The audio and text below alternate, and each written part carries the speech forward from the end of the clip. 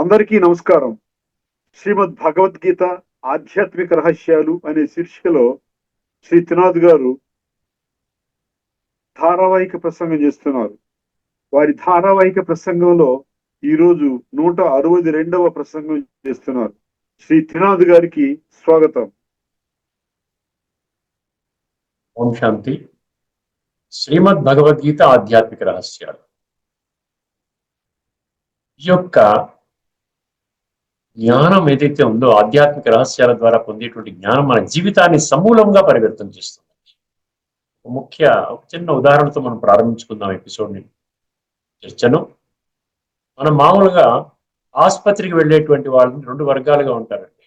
ఆసుపత్రికి వెళ్ళేటువంటి పేషెంట్స్ రెండు వర్గాలుగా ఉంటారు, రెండు గ్రూప్స్ అన్నమాట. ఒకటి అవుట్ పేషెంట్ అంటాం, ఇంకోటి ఇన్ పేషెంట్ అంటాం. ఈ రెండు రకాల పేషెంట్స్కి ఉన్నటువంటి తేడా ఎప్పుడైనా గమనించారా మీరు? Out patient, in patient.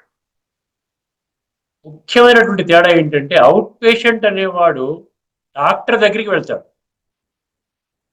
ఒక్కొక్కసారి కొన్ని గంటలు వెయిట్ చేయవలసి వస్తుంది. ఆ డాక్టర్ చాలా గొప్ప డాక్టర్ అయినట్లయితే చాలా మంది పేషెంట్స్ ఉంటారు, నంబర్ ఇస్తారు మీకు.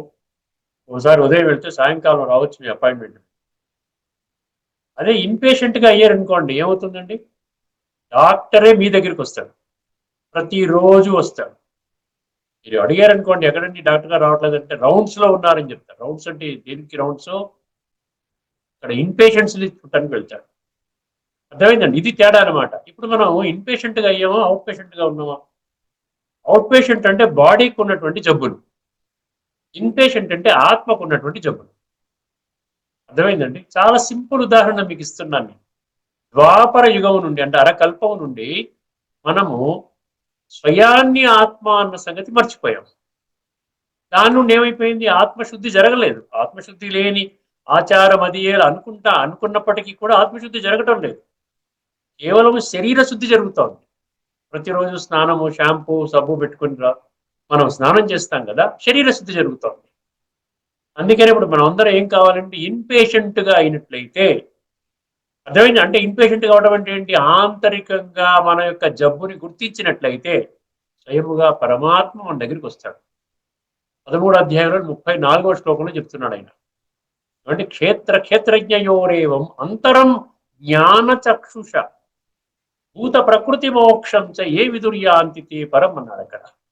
భూత ప్రకృతి మోక్షం చ, గుర్తుపెట్టుకోండి, 13వ అధ్యాయంలోని ఆఖరి శ్లోకం.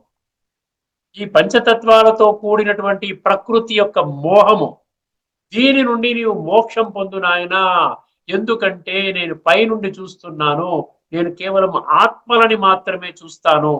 ఆత్మ యొక్క రంగు బాగా మాడిపోయి ఉన్నది, నల్లగా బొగ్గులాగా అయిపోయింది. కాబట్టి మనకేం చెప్తున్నాడు?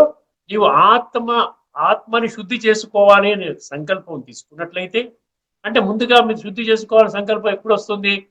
ఆత్మజ్ఞానం ఇప్పటి వరకు పొందలేదు, ఆత్మనే ముఖ్యము, ఇప్పుడు నాకు భగవంతుడు తెలియచేస్తున్నాడు, నువ్వు ఆత్మవి, నువ్వు శరీరానివి కాదు, కాబట్టి ఇప్పుడు నేను దానికి ప్రాధాన్యత ఇవ్వాలి.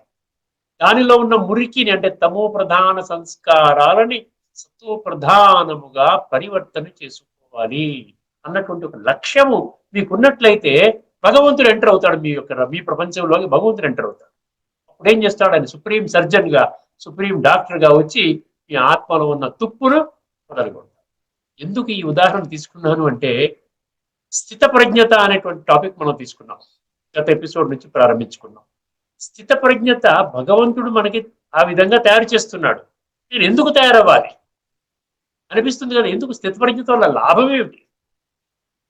భలే భగవంతుడు ఫ్రీగానే అని మనకి ఈ జ్ఞానం ద్వారా మనకి ఇస్తున్నాడు, కానీ దానివల్ల ఉపయోగం ఏమిటి? దాని కొరకు నేను మొదటి అంశంగా మీ ముందు ఒక అద్భుతమైన శ్లోకాన్ని ఉంచబోతున్నాను. ఏమిటండి ఆ శ్లోకము? అది ఎందులో అంటే 11వ అధ్యాయం అండి, విశ్వరూప దర్శన యోగంలో, అందులో 32వ శ్లోకం. చాలా శ్రద్ధగా వినండి. అద్భుతమైనటువంటి అందులో తత్వం అర్థం చేసుకుంటే నిజంగా మన మనసు కదులుతుంది, బుద్ధి నిజంగా అంటే బుద్ధి నేత్రాన్ని తెలుసుకోండి, సత్యాన్వేషణలో ఉండండి. అంటే రెండు ప్రిన్సిపల్స్ ప్రతి ఎపిసోడ్ ప్రారంభంలో చెప్తున్నాను. సత్యాన్వేషణ, సత్య మార్గంలో ఈ చరమ ఆఖరి సమయం జరుగుతోంది కాలచక్రంలో. ఇప్పుడు నేను సత్య మార్గంలో నేను ప్రయాణించాలి. భగవంతుడు సత్యము కాబట్టి. అర్థమైందండి? ఆ శ్లోకాన్ని ముందుగా వినండి. కాలోస్మి లోకక్షయకృత్ ప్రవృద్ధో లోకాన్ సమాహర్తుమిహ ప్రవృత్తః ఋతేపి త్వాం న భవిష్యంతి సర్వే ఏ అవస్థితాః ప్రత్యనీకేషు యోధాః. అంటే భక్తిలో ఇది స్థూలమైన జ్ఞానముగా అర్థం చేసుకున్నారు. బట్ ఇది స్థూలమైన జ్ఞానం కాదంటున్నాడు భగవంతుడు. అర్థమైందండి? ఇక్కడ భగవంతుడు ఏమంటున్నాడు? మీకు ఒక చిత్రం చూపిస్తాను. మళ్ళీ మామూలుగా మన ప్రతి ఎపిసోడ్లో మీకు ఒకే చిత్రం మీద నేను ఫోకస్ చేస్తున్నాను. మీకు దీన్ని చూపించాలంటే నేను ఏం చేయాలి అంటే మీకు ఈ షేర్ స్క్రీన్ నుంచి వెళ్ళాలి. కరెక్ట్, లేకపోతే రాదు. షేర్ స్క్రీన్లోకి వెళ్ళారు. ఇప్పుడు ఒకసారి ఈ చిత్రం చూస్తే ఎక్స్ప్లెయిన్ చేయడం నాకు ఈజీ అవుతుంది. ఇది గుర్తుపెట్టుకో. అర్థమైందండి? ఇప్పుడు సత్య త్రేత ద్వాపర కలియుగాలు ఒక కల్పము. దీనిలో ఇదేమి తిరుగులేని తిరస్కరించలేని సత్యం. సత్య త్రేతాయుగాలు ఆత్మిక స్థితిలోనే ఉంటారు మనుషులందరూ కూడా. దానికోసం ప్రత్యేకంగా ఏమీ కృషి చేయవలసిన అవసరం లేదు. అందరూ ఆత్మానుభవంలోనే 100% నేను ఆత్మని, కేవలం ఈ దేహం నా పాత్రను అభినయించడం కోసం నిర్దేశించబడింది. ఆ విధంగానే వాళ్ళ జీవితాన్ని కొనసాగిస్తారు. కాబట్టి ఆత్మలో దివ్య గుణాలే ఉంటాయి కానీ అవగుణాలు లేవు కదా. కామము, క్రోధము, లోభము, మోహము, అహంకారం ఇవన్నీ ఉంటాయా మీకు? సత్యత్రేతాయుగాల్లో ఉండవండి. అందుకని దాన్ని ఏమన్నారు? స్వర్గము అన్నారు.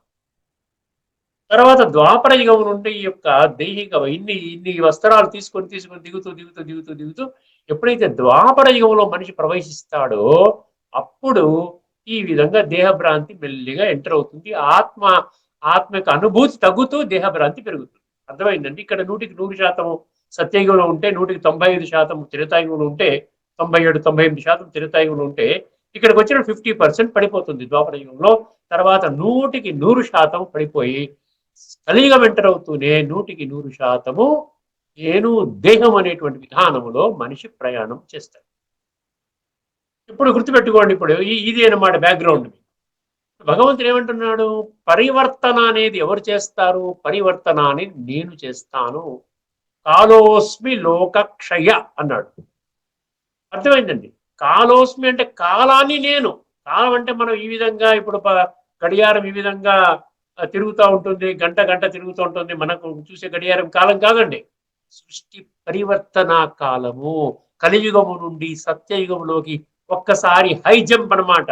ఒక్కసారి అందులోకి పరివర్తన అయిపోయేటువంటి ఆ కాలాన్ని నేను పరివర్తన చేస్తాను అంటున్నాడు. దేని ద్వారా పరివర్తన చేస్తాడంట? లోక క్షయకృత్ అన్నాడు. ప్రవృత్తో లోక క్షయకృత్ ప్రవృద్ధో. లోక క్షయకృత్ అంటే క్షయ అంటే దేని నాశనం చేయాలి? మనం మామూలుగా భక్తి మార్గంలో ఇప్పుడు భాష్యం ప్రకారంగా ఏం రాసుకుంటారు వాళ్ళు? లోకాన్నే మొత్తం వినాశనం చేస్తారు అని రాసుకుంటారు. ఇక్కడ ఆధ్యాత్మిక కోణంలో మనం అర్థం చేసుకోవాలి. ఏమిటండి? ఆధ్యాత్మిక దృష్టికోణం మనకి ఏం చెప్తుందండి? భగవంతుడు గీత ద్వారా బోధించిన విద్య ఆధ్యాత్మిక విద్య. 100% ఆధ్యాత్మిక విద్య, స్పిరిచువల్ నాలెడ్జ్, సూక్ష్మ విద్య. ఫిజికల్ గా ఇక్కడ హింసాత్మకమైనటువంటి ఈ విధంగా భగవంతుడు వచ్చి మొత్తం అంతా నాశనం చేస్తాడు, అది కాదండి. లోకక్షయ అంటే ఈ రోజున లోకమంతా తమో ప్రధానంగా. లోకము అంటే గుర్తుపెట్టుకోండి, లోకము అంటే ఈ పృథ్వీపై వర్తమానములో నివసిస్తున్న 850 కోట్ల మనుషులు. ఆ 850 కోట్లు అంటున్నానండి, అది ఫిక్స్డ్ కాదండి, ఒక సంఖ్య. ఇప్పుడు ఏదో పాపులేషన్ సెన్సస్ ప్రకారంగా 8.5 బిలియన్ అంటున్నారు, లేక 9 బిలియన్ అనొచ్చు, 10 బిలియన్ అనొచ్చు. దానికి పెద్ద ప్రాముఖ్యత ఏం లేదు. ఆ ఫిగర్తో కూడా మనకేమి ఆధ్యాత్మికంగా ఎదగడానికి కానీ దిగడానికి కూడా అది ఆ ఫిగర్ ఏమి పనికిరాదండి. అంటే సమస్త మానవాళి ఈ రోజున 100% దైహిక భ్రాంతిలో, విషయ వికారాల వలయములో చిక్కుకుని కొట్టుమిట్టాడుతూ బయటికి వచ్చే విధానము అర్థము చేసుకోలేకుండా ఉన్నారు. ఆ ఊబిలో దిగిపోయారు. ఊబి అంటే ఏం చేస్తుంది? మనిషిని లాగేస్తుంది, పూర్తిగా లాగేస్తుంది అనమాట. అందులో కొంత సుఖాన్ని ఇస్తుంది కాబట్టి లాగడానికి కూడా ఇష్టపడతాం మనం. ఇంద్రియ సుఖము అంటున్నాడు కదా, మళ్ళీ అతీంద్రియ సుఖమును కూడా అన్నాడు గీతలో, అన్నాడు కదా 6వ అధ్యాయం 20 శ్లోకంలో సుఖం ఆత్యంతికం బుద్ధిగ్రాహ్య మతీంద్రియం అన్నాడు కదా. ఇంద్రియ సుఖం అనేది టెంపరీ, ఎందుకంటే అది ఇంద్రియాలు అంటే స్థూల ఇంద్రియాలు. అర్థమైందండి? స్థూల శరీరము ద్వారా. మళ్ళీ మనసు బుద్ధి ద్వారా బుద్ధిని కంప్లీట్ గా అనగదొక్కి బుద్ధి అనేది లేనట్టుగానే అంటే అది సరే ఏంటి బుద్ధి లేదా మీకు ఇలా ప్రవర్తిస్తున్నారేంటి మీరు మనిషి కాదా అంటారు కదా కొంతమంది మాటలు అంటారు కదా. సో ఈ విధముగా బుద్ధి లేనట్టుగానే మనిషి ఇది బిహేవ్ చేస్తున్నాడు. అందుకనే చూసారా రోజు రోజుకి ప్రపంచం అంతా దిగజారిపోతోంది అంటున్నారు. ఎవరన్నా చెప్పారా చెప్పండి ప్రపంచం అద్భుతంగా ఉంది? ఎవరు చెప్తున్నారు? ఎవరు చెప్పటండి. లేదా కోర్టులో ఇన్ని కోట్ల కేసులు ఎందుకు పెండింగ్ ఉంటాయండి? రకరకాల కోర్టులు, సుప్రీంకోర్టు, ఇక్కడ లోకల్ మున్సిపల్ కోర్టు నుంచి సుప్రీంకోర్టు దాకా తీసుకుంటే కొన్ని కోట్ల సంఖ్యలో ఉన్నారు కేసులు ఉన్నాయి. కొంతమంది 20 సంవత్సరాలు 30 సంవత్సరాల నుంచి ఏం తేలకుండా కోర్టుల జైల్లో పడి మగ్గుతున్నారు. అప్పుడప్పుడు ఏదో ఒకసారి ఏదో మేలుకొని ఏదో చేస్తుంటారు. ప్రపంచమంతా నరకంగా ఉందంటే ఇదే నరకం అండి. అందుకని చనిపోయినప్పుడు ఏమంటారు? స్వర్గానికి వెళ్ళారంటారు. 2 స్వర్గాలు లేవు కదా, ఇక్కడో స్వర్గం అక్కడో స్వర్గం లేదు కదా. చనిపోయిన వాళ్ళని స్వర్గస్థులైనారు అంటారు. అర్థమైందండి?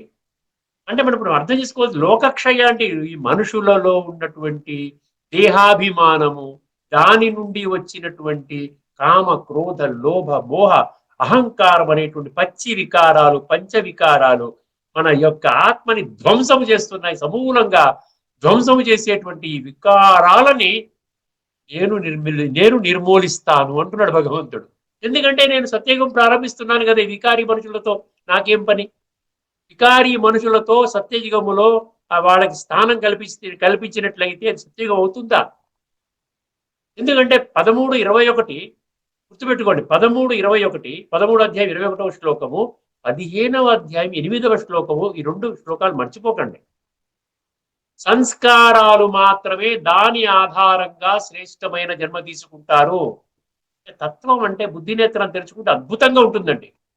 దాన్ని ఖండించలేరు, ఎవరూ ఖండించలేరు. ఎంత పెద్ద గొప్ప శాస్త్రవేత్త అయినా, ఎంత గొప్ప సంస్కృత పండితులైనా ఖండించలేరు. ఎందుకంటే వాస్తవము శబ్దం యొక్క అర్థం చెప్తున్నాను కదా మీకు. సంస్కారాల ఆధారంగా శ్రేష్టమైన జన్మనా లేకపోతే భ్రష్టమైన జన్మనా? మీ సంస్కారం బాగోపోతే భ్రష్టమైన జన్మ, సంస్కారాలు సాత్వికంగా ఉంటే సత్యయుగంలో మీ జన్మ. 15లో ఆ 2 శ్లోకాల్లో ఇచ్చేశాడు. ఎవరు సత్యయుగంలో వెళ్తారు, ఎవరు త్రేత, ఎవరు ద్వాపర, ఎవరు కలియుగ ఇచ్చేశాడు. సో ఈ విధంగా ఉన్నప్పుడు పరమాత్మ సత్యయుగము ప్రారంభిస్తున్నాడు అనుకున్నప్పుడు సత్యయుగములో నివాస యోగ్యులైన సంస్కారవంతులైన దైవీ సంస్కారాలతో కూడిన దేవతలుగా దేవతల జన్మ అక్కడ జరుగుతుంది. కాబట్టి ముఖ్యంగా భగవంతుడు చేయవలసిన పని ఏంటి? సంస్కార పరివర్తన, సమూలంగా ప్రక్షాళనం అన్నమాట. ఇదనమాట లోకక్షయ ప్రవృద్ధో. అర్థమైందండి? కాలోస్మి లోకక్షయ ప్రవృద్ధో. అర్థమైందండి? తర్వాత ఏమన్నాడు? లోకాన్ సమాహర్తుం ఇహ ప్రవృత్త. లోకాన్ సమాహర్తుం, ఈ లోకములో ఉన్నటువంటి వాళ్ళందరినీ కూడా, వాళ్ళలో ఉన్నటువంటి విషయ వికారాలన్నీ కూడా సమూలముగా, అక్కడ క్షయ అన్నాడు, ఇది మళ్ళీ రిపీట్ చేశాడు. సమాహర్తుం అంటే నేను హరిస్తాను. అర్థమైందండి? లోకాన్ సమాహర్తుం ఇహ ప్రవృత్త. తర్వాత ఏమంటాడు? ఋతేపిత్వం అంటాడు. ఋతేపిత్వం అంటే అర్జున నన్ను అర్థం చేసుకుని నా మాట వినడానికి రెడీగా ఉన్నటువంటి వాళ్ళందరూ కూడా అర్జునుడు, జ్ఞానార్జునులు. ఈ ప్రపంచంలో ఉన్నటువంటి అర్జునులు కొంతమంది ఉన్నారు. అర్జునులు అర్థమైందండి? ఎవరైతే లేదండి నేను భగవంతుడి మార్గంలో నడుస్తాను, నా జీవితాన్ని సమూలంగా భగవంతుడి అధ్యక్షతన ఈ విధంగా భగవంతుడే సంస్కార పరివర్తన చేస్తున్నాడు, ఆయన మార్గంలో నేను ఇప్పుడు వెంటనే తక్షణమే అందులోకి జంప్ చేస్తాను, నా జీవితాన్ని శ్రేష్టంగా చేసుకొని నా జీవితాన్ని సార్థకం చేసుకుంటాను అనుకున్న వాళ్ళు అనమాట వాళ్ళ అర్జునుడు. కృతేపిత్వాం అంటే నేను యుద్ధము చెయ్యను అని నువ్వు కానీ అన్నట్లయితే కృతేపిత్వాం న భవిష్యంతి సర్వే. ఏమండి? ఏ అవస్థిత ప్రత్యనీకేషు యోధ అన్నాడు. అక్కడ ప్రత్యనీకేషు అంటే ఏంటి? ప్రత్యర్థులు, శత్రు సైన్యం. ఇక్కడ మనకు మామూలుగా పాండవులు అంటే మంచివాళ్ళు, కౌరవులు అంటే చెడ్డవాళ్ళు అని చెప్పుకున్నాం కదా. ఇప్పుడు కౌరవులు అంటే ఎవరు? మనలో ఉన్నటువంటి విషయ వికారాలు, కామక్రోధ లోభము అహంకారాలు. అర్థమైందండి? ఈ శత్రు సైన్యం అన్నమాట. మనం ఎవరితో యుద్ధం చేయాలంటే శత్రు సైన్యంతో కదా యుద్ధం చేస్తారు. సైన్యం 2 సైన్యాలు ఉంటాయి, మంచివాడు చెడ్డవాడు. చెడ్డవాడు నాశనం చేస్తూ ఉంటే ఈ మంచివాడు వెళ్ళి ఆ చెడ్డ శత్రువుని నాశనం చేస్తాడు. అది స్థూలంగా ఇది హింసాత్మక యుద్ధం అయింది. ఇది సూక్ష్మంగా ఏమైపోయింది? పరివర్తన అయిపోయింది. ఏం పరివర్తన అయిందండి? సత్యయుగములో ఉన్నటువంటి సంస్కారాలు, ఏ సంస్కారాలు అయితే కావాలో, సతో ప్రధాన సంస్కారాలు అయితే కావాలో ఆ సంస్కారాలు వచ్చేంత వరకు మనలో ఉన్నటువంటి చెడు ఈ విషయ వికారాలని భగవంతుడు జ్ఞానము ద్వారా యోగము ద్వారా ధ్వంసం చేస్తున్నాడు. ఎందుకంటే ఆయన కర్తవ్యం ఏంటి? ధర్మ సంస్థాపనార్థాయ సంభవామి అన్నాడు కదా. యుగే యుగే యుగే యుగం అంటే 4 యుగాలు కాదండి, అది కూడా తప్పు. కలియుగం యొక్క అంతిమ సమయము, కృతయుగం యొక్క ఆరంభ సమయం, ఈ 2 యుగాల మధ్యలో ఇది రిపేర్ యుగము, ఇది సంధి యుగము, ఇది సంగమ యుగము, ఆత్మలు పరమాత్మతో కలయిక యుగము, రాజయోగము ద్వారా జ్ఞానం, ఈశ్వరీయ జ్ఞానము ద్వారా సంస్కార పరివర్తన చేసుకునేటువంటి సమయము, అతి విశిష్టమైనటువంటి సమయము. ఈ విధంగా పరివర్తన నేను చేస్తాను. నీవు యుద్ధము చేయకపోయినా కూడా ఎవరు బ్రతికేవాడు లేడు. అర్థమైందండి? ఏమన్నాడు అక్కడ? ఋతేపిత్వాం నా భవిష్యంతి సర్వే, నా భవిష్యంతి సర్వే.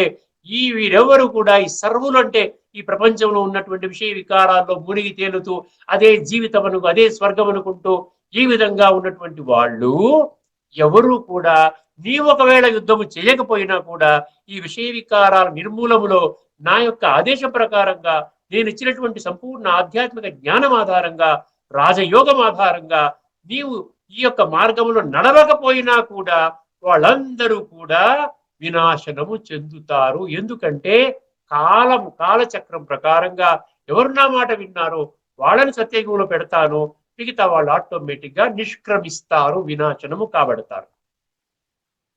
అర్థమైందండి? కాలోస్మి లోకక్షయ ప్రవృద్ధో, లోకక్షయ ప్రవృద్ధి లోకాన్ సమాహర్తుమిహ ప్రవృత్త ఋతేపి త్వాం న భవిష్యంతి సర్వే ఏ అవస్థితాః ప్రత్యనీకేషు యోధాః. ఒకసారి గీతలో ఏమిచ్చాడు చూపించి అర్థమైంది. ఇది సూక్ష్మం అన్నమాట. అర్జునుడు చెప్తున్నాడు, నువ్వు పరివర్తన అవుతావా? నువ్వు అవ్వకపోయినా కూడా సృష్టి పరివర్తన అవుతుంది. సృష్టి పరివర్తన కార్యము ఆగదు, అది జరుగుతుంది. పరివర్తన అయిపోయిన వాళ్ళు అక్కడికి వస్తారు, పరివర్తన కాని వాళ్ళు మళ్ళీ ద్వాపర కలియుగాల్లో వాళ్ళు ఆ విధంగా వస్తారు అంటున్నాడు. ఒకసారి గమనించండి, ఇందులో ఏమిచ్చాడో గమనించండి. శ్రీ భగవానుడు పలికెను. ఇది 11వ అధ్యాయంలోని 32వ శ్లోకం. చాలా ముఖ్యమైనటువంటి శ్లోకం, భగవంతుని ఒక దివ్య కర్తవ్యాన్ని తెలియజేసేటువంటి శ్లోకము. శ్రీ భగవానుడు పలికెను, నేను లోకములన్నింటినీ తుదముట్టించుటకై విజృంభించిన మహాకాలుడను అన్నాడు.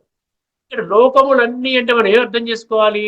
ఈ కామ వికారం ఒక లోకము, ఈ క్రోధ వికారం ఒక లోకము, ఆ అహంకారం ఒక లోకము, లోభము ఈ విధంగా ఇవన్నీ కూడా మనలో ఉన్నటువంటి ఆంతరిక లోకాలన్నమాట. వీటన్నిటినీ కూడా నేను తుదముట్టించడానికే నేను వచ్చాను, ఒక కాలుడు లాగా వచ్చానంటున్నాడు. తుదముట్టించుటకై విజృంభించిన మహాకాలుడను ఇప్పుడు ఈ లోకములను రూపుమాపుటకై పూనుకొని ఉన్నాను. ఇప్పుడు ఈ లోకములను అంటే ఆంతరికంగా ఉన్నటువంటి ఈ యొక్క విషయ వికారాలనబడేటువంటి రాక్షసులను తుదముట్టించుటకై నేను పూనుకొని ఉన్నాను. కనుక నీవు యుద్ధము చేయకున్నాను, గుర్తుపెట్టుకోండి, నీవు యుద్ధము చేయకున్నాను ప్రతిపక్షముననున్న, ప్రతిపక్షమున అంటే ఏంటి? ఆపోజిట్ పార్టీ, శత్రువులు. అర్థమైందండి? ఇక్కడ మామూలుగా ఉంటారు కదా, ఇప్పుడు రూలింగ్ పార్టీ, ఆపోజింగ్ పార్టీ. మనం రూలింగ్ పార్టీ అనుకుంటే ఆపోజింగ్ పార్టీ ఎవరు? ఈ యొక్క విషయ వికారాలు, రావణాసురుడి యొక్క ఈ విధంగా ఉన్నటువంటి రాక్షసులు అన్నమాట. నీవు యుద్ధము చేయకున్నాను ప్రతిపక్షముననున్న ఈ వీరులెవ్వరును, వీరులంట ఈ విషయ వికారాలు, కామ క్రోధ లోభము అహంకారాలు వీరుల్ని, ఈ వీరులు ఎవ్వరూ కూడా మిగులరు అంటే మిగిలి ఉండరు అన్నాడు. ఇప్పుడు ఎందువలన మనము స్థితప్రజ్ఞత చేసుకోవాలో తెలిసినండి. అర్జునుడికి చెప్తున్నాడు, నువ్వు స్థితప్రజ్ఞుడు అవుతావా? అవ్వవా? అవ్వకపోయినా కూడా ప్రపంచం ఏమి నీ గురించి ఆగదు నాయన, నువ్వు అయ్యేదాకా ఏమి ఆగదు. దాని సమయానుసారంగా అయ్యేవాళ్ళు అవుతారు, సత్యమైన అర్జునులుగా ఉన్నటువంటి వాళ్ళు అవుతారు. మామూలుగా ఏదో తేలికగా నాకు విషయ వికారాలు కావాలి, నాకు ఇంద్రియ సుఖం కూడా కావాలి, ఇవన్నీ కావాలి, దేహభ్రాంతిలో నాకు అద్భుతమైనటువంటి స్వర్గం నిర్మాణం చేసుకున్నాను, ఈ అన్నిటినీ విడిచిపెట్టి నేను ఆత్మచింతన చేయలేను అనుకున్నటువంటి కొంత సెమీ అర్జునులు లాంటి వాళ్ళందరూ కూడా ఏమైపోతారు? వాళ్ళు వెళ్ళిపోతారనమాట ఇక్కడి నుంచి. ఇప్పుడు ఒకసారి ఈ చిత్రాన్ని తీసేస్తాను. తర్వాత స్థితప్రజ్ఞత గురించి మనం 2వ శ్లోకం మొదలు పెట్టుకుందామండి. ఇక్కడ ఏమంటున్నాడు ఆయన? కాలోస్మి లోకక్ష అయిపోయింది కదండి, చెప్పాను కదా. ఇప్పుడు 2వ అధ్యాయంకి వద్దామండి. 54లో మనకి భగవంతుడిని అర్జునుడు ఒక అద్భుతమైన ప్రశ్న వేశాడు. ఏం వేశాడు ప్రశ్న? స్థితప్రజ్ఞస్య కా భాష సమాధిస్థస్య కేశవ స్థితధీహి. అర్థమైందండి? కిం ప్రభాషేత కిమాసీత వ్రజేత కిమ్ చెప్పుకున్నాం. వారి లక్షణాలు ఏంటి, స్థితప్రజ్ఞుడు అంటే మనకు కొంచెం క్లారిటీ అన్నమాట. ఇప్పుడు ఈ 18, 19, 18 శ్లోకాలు చెప్తాను నేను గత రాబోయేటువంటి కొన్ని ఎపిసోడ్స్ లో. మిస్ అవ్వకండి ఎవరు కూడా. మూడు మూడు అడిగి 4 ప్రశ్నలు అడిగాడు. ఒకటి, స్థితప్రజ్ఞుడి యొక్క లక్షణాలు. రెండవది, స్థితప్రజ్ఞుడి యొక్క భాష. వారి మాటలు ఎలా కటువుగా ఉంటాయా? చెత్త మాటలు మాట్లాడతారా? ఏమన్నా ఏమంటారు, బూతు మాటలు మాట్లాడతారా? వాళ్ళు గట్టిగా అరుస్తారా? ఎట్లా ఎటువంటి భావనతో వాళ్ళు మాట్లాడతారు స్థితప్రజ్ఞులు అని అని అడుగుతున్నాడు. స్థితప్రజ్ఞస్య కా భాష సమాధిస్తస్య. ఇక్కడ సమాధి స్థితి అంటే పర్ఫెక్ట్ స్టేజ్ లో చేరుకున్నటువంటి వాడు, అంటే అర్జునుడి యొక్క సంపూర్ణ స్థితి అన్నమాట, సంపూర్ణ స్వరూపము. అటువంటి వాడి యొక్క లక్షణాలు ఏమిటి అని అడుగుతున్నాడు. కిం ప్రభాచేత, కిం ఆసీత అంటే వాడు కూర్చునే విధానము కూడా ఏంటి? అర్థమైందండి. కూర్చునే విధానము, వారి యొక్క నడవడిక అంటే ప్రవర్తన, బిహేవియర్, ఆ విధంగా ఈ లక్షణాలు ఏమిటి అని అడుగుతున్నాడు. దాని మీద 18 శ్లోకాల్లో మనకి ఆన్సర్ వస్తుంది. ఇప్పుడు మనము 2వ అధ్యాయంలోని 55వ శ్లోకాన్ని మనము ఈ ఎపిసోడ్ లో చెప్పుకొని మనం ముగించుకుందామండి. అలాగే రోజుకి 1-2 శ్లోకాల ద్వారా రాబోయే కొన్ని ఎపిసోడ్స్ లో ఈ స్థితప్రజ్ఞ స్థితి అంటే ఏమిటి, వాళ్ళు ఏ విధంగా, వాళ్ళ యొక్క లక్షణాలు ఏంటి, వాళ్ళు ఏ విధంగా మాట్లాడతారు, ఇవన్నీ తెలుసుకుందాం. ఒకసారి 18వ అధ్యాయంలోని 55వ శ్లోకాన్ని వినండి. ప్రజహాతి యదా కామాన్ సర్వాన్ పార్థ మనోగతాన్. ప్రజహాతి యదా సర్వాన్, అర్థమైంది? ప్రజహాతి యదా కామాన్ సర్వాన్ పార్థ మనోగతాన్ ఆత్మన్యేవాత్మనా తుష్టః స్థితప్రజ్ఞస్తదోచ్యతే. ఇది శ్లోకం అండి. అద్భుతంగా చెప్పాడండి. నిజంగానండి, నా కొరకు జ్ఞానం అనుకున్న ప్రతి ఒక్కరూ కూడా చలించిపోతారండి. నిజంగా బుద్ధి నేత్రాన్ని గాను తెరుచుకున్నట్లయితే ఇంత స్పష్టమైన జ్ఞానం నా గురించి చెప్తుంటే, ఎక్కడో ద్వాపర యుగంలో ఉన్నటువంటి ఎవరో ఒక ఇక్కడ 850 కోట్ల మందికి సంబంధం లేని వ్యక్తికి చెప్తున్నాడంటే, వాళ్ళ ఇంట్లో కళ్యాణం జరిగితే నా జీవితం ఎలా మారుతుంది? ఒక్కసారి మీరు ఆలోచించండి. అర్థమైందండి. మనం ఏమంటే ద్వాపర యుగము, అర్జునుడు, కురుక్షేత్ర యుద్ధ రంగము, హింసాత్మక యుద్ధము. అర్థమైందండి. ఇది కేవలం కొద్ది మంది హైందవులు అనుకునేటువంటి వాళ్ళ కొరకు నిర్దేశించబడినటువంటి గ్రంథము, చనిపోయినప్పుడు వినాలనేటువంటి గ్రంథం. ఈ విధంగా అనుకున్నది ఎంతవరకు కరెక్ట్ అని మీరు ఆలోచించుకోండి. మనం దగ్గర దగ్గర 160 ఎపిసోడ్స్ పైనుండి చర్చించుకున్నాం. ఏమంటున్నాడు?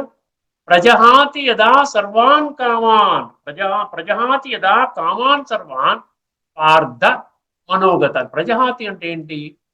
త్యజించడం, విడిచిపెట్టడం. అర్థమైందండి. యదా కామాన్ సర్వాన్ అన్నాడు. సర్వాన్ కామాన్, కామాన్ సర్వాన్ అంటే ఏంటి? ఏమి కామనలంట? ఈ వరల్డ్లీ భౌతిక తత్వాన్ని ముందుకు తీసుకొని వెళ్ళేటువంటి, ఈ విధంగా ఇంద్రియ సుఖాలని అనుభవం చేయడానికి అవసరమైన సుఖ సాధనాలను సమకూర్చుకునేటువంటి కామనలు. అర్థమైంది? దాని కొరకు మనము డబ్బు, స్థూలమైన డబ్బు కావాలి కాబట్టి స్థూల ధనాన్ని పోగు చేసుకునేటువంటి కామనలు, ఇటువంటి కామనలన్నీ కూడా సమూలముగా మనసు నుండి తొలగించేస్తాడంట. ఎవరు? స్థితప్రజ్ఞుడి యొక్క లక్షణం చెప్తున్నారు. ప్రజహాతి యదా కామాన్ సర్వాన్ పార్థ మనోగతాన్ అన్నాడు. మనోగతాన్ అంటే ఏంటి? మనస్సులో పేరుకుపోయిన ఇది కావాలి, అది కావాలి, ఇది కావాలి, అది కావాలి. ఎందుకంటే ఆత్మ చింతనలో ఉన్న వ్యక్తికి ఏమర్థం అవుతుంది? దీనికోసం నేను 24 గంటల సమయం గడిపేస్తున్నానా? 24 గంటల సమయం దీనికోసం గడిపేస్తున్నానా? ఒక్క క్షణంలో నా శరీరం విడిచిపెట్టానంటే ఒక్క పైసా మీద, ఒక్క రూపాయి మీద నాకు ఎటువంటి కంట్రోల్ ఉండదే. ఇదే సమయాన్ని కానీ నేను ఆత్మచింతన చేసి పరమాత్మతో ఆ రాజయోగ అభ్యాసం ద్వారా కనెక్షన్ పెట్టుకున్నట్లయితే, ఆ సంస్కారాలు పరివర్తన జరిగితే నాకు ఎన్నో జన్మల శ్రేష్టమైనటువంటి భాగ్యం కుదిరేది కదా. ఆ అవకాశాన్ని, సువర్ణ అవకాశాన్ని నేను జారవిడుచుకున్నానే అని బాధపడతాడు ఎండింగ్ లో. ప్రజహాతి యదా కామాన్ సర్వాన్ పార్థ మనోగతాన్ అన్నాడు. విడిచిపెట్టేసి ఏం చేస్తాడంట? మరి ఏమి చేయకుండా ఉంటాడా? ఆత్మన్యేవాత్మనా తుష్ట, ఆత్మన్యేవాత్మనా తుష్ట అన్నాడు. అంటే ఏంటి? ఆత్మ అనుభవం ద్వారా, ఆత్మలో ఉన్న గుణాల అనుభవం ద్వారా, ఆత్మలో భగవంతుడి ద్వారా, రాజయోగం అనే ప్రక్రియ ద్వారా ఈ గుణాలు, శక్తులు, ఈ యొక్క జ్ఞానము, సంపూర్ణమైన జ్ఞానం అండి. జ్ఞానం ఆధారిత యోగం ఇది. ఇది అంధవిశ్వాసం ఆధారిత యోగము కాదు. ఏదో ఒక దీపం పెట్టారండి, మీరు గుర్తు పెట్టుకోండి, గుర్తు చేయండి, ఒక అరగంట సేపు కూర్చొని వచ్చేయండి, మీ మెడిటేషన్ అయిపోయింది కాదండి. సైమల్టేనియస్ గా మనసులో జ్ఞానము నడుస్తుంటుంది. నేను ఆత్మని, నేను ఒక బిందు స్వరూపాన్ని, నేను భృకుటి మధ్యలో మెరిసే నక్షత్రాన్ని, నేను అవినాశి ఆత్మని, నేను ఈ శరీరానికి సారథిని, శరీరానికి, ఇంద్రియాలకు, మనసు, బుద్ధికి, సంస్కారాలకి అధినేతని. ఇప్పుడు నేను పరమాత్మతో బుద్ధి యోగాన్ని జోడించి ఆత్మని, ఆత్మలో ఉన్న కుళ్ళుని ఈ విధంగా పరివర్తన చేసుకుంటున్నాను ఈ యొక్క యోగము ద్వారా. ఇది జ్ఞానం అన్నమాట. అప్పుడేమవుతుంది, కరెక్ట్ గా మనం ఇక్కడ వెళ్ళి పరమాత్మ ఉండే చోటు, ఆత్మలు ఉండే చోటు, దాని పరంధామము, అమరధామము, నిర్వాణధామము, బ్రహ్మాండ మహాతత్వము, బ్రహ్మలోకము, శాంతి ధామము, ఇలా అనేక పేర్లతో పిలిచి ఒకటే ధామం, ఒకటే ఇల్లు. 850 కోట్ల మందికి ఒకటే ఇల్లు. అక్కడ నుంచే పాత్రలు అభినయించడానికి వస్తారు. మళ్ళీ సృష్టి ఎండింగ్ దాకా మళ్ళీ వెళ్ళరండి. సృష్టి ఎండింగ్ లో అందరూ వెళ్ళిపోతారు. అది ముక్తి అంటారు. మిగతా వాళ్ళందరూ అక్కడికి వెళ్ళిన తర్వాత కొంతమంది జీవన్ముక్తి స్థితి అంటారు. వాళ్ళేమో సత్యత్రేతాయుగాల్లో వాళ్ళు ఆ విధంగా శ్రేష్టమైన జన్మ తీసుకుంటారు. మిగతా వాళ్ళందరూ అక్కడ పార్క్ అయి ఉంటారు, ఓల్డ్ లో ఉంటారనమాట.